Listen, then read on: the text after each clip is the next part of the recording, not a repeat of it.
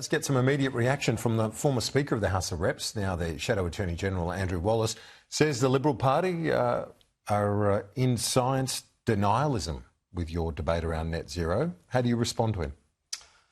Well, the recent announcement about free power that Chris Bowen's just made is just a desperate attempt to try and distract from Labor's total failure to deliver on their power reduction prices. In the lead up to the 22 election, on 97 occasions, the Prime Minister promised Australian people they'd be paying $275 less than what they are now. And today, most Australians are paying $1,000 a year more for their energy costs. So this is just a desperate attempt. We know that industry groups are saying that this proposal could actually impact upon on competition, and that's likely to have an increase in prices. So time will tell. So you don't believe the free power call. What about his argument about the Liberal Party in terms of your internal debate around net zero? Well, look, he's accused of science denialism. Well, Liberal Party mocking Andrew Bragg, and he says, "Oh, he's a moderate," and was sort of laughing and mocking him in that sense. Well, I mean, that's what the Labor Party do. They mock, they deride. When they haven't got anything sensible to say, they play the man, not the bull. I think that's unfortunate, but that's true to form from the Prime Minister down. The reality is the Liberal Party is undergoing a detailed analysis through the working group with Dan Tehan. We'll continue to do that. We will land on a policy around net zero in our good time.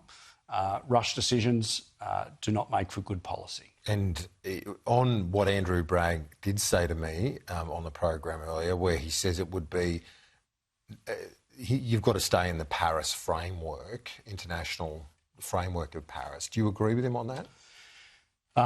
The Liberal Party will make a call on this. We are going through a deliberative process.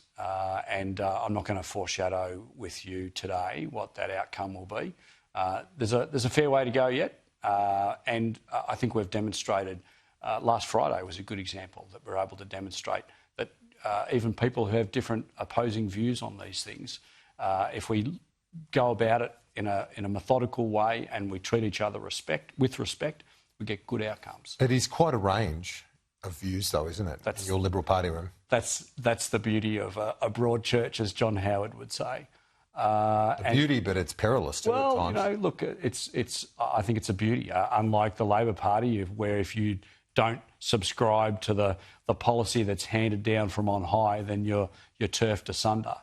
We have always long celebrated our individual liberty to vote in accordance with our Susan Ley safe as leader? Absolutely. Yeah. Susan's doing a terrific job. I look at Susan today, in the last couple of days, when the media obviously are speaking about her. She is doing a terrific job. She's not showing. If she's under pressure, she's not showing any signs of it. But you would know internally if she is. Well, I don't believe she is. I mean, I think that the media are continuing to, unfortunately, beat this up. There's no one is speaking to me. There's no one doing any numbers. Susan has got the support of the party room. I think she's doing a very good job under what is exceptionally difficult circumstances. The leader of the opposition, after two pretty strong defeats, Susan is doing a terrific job. It is no doubt, no disagreement on that. And now the freedom of information changes.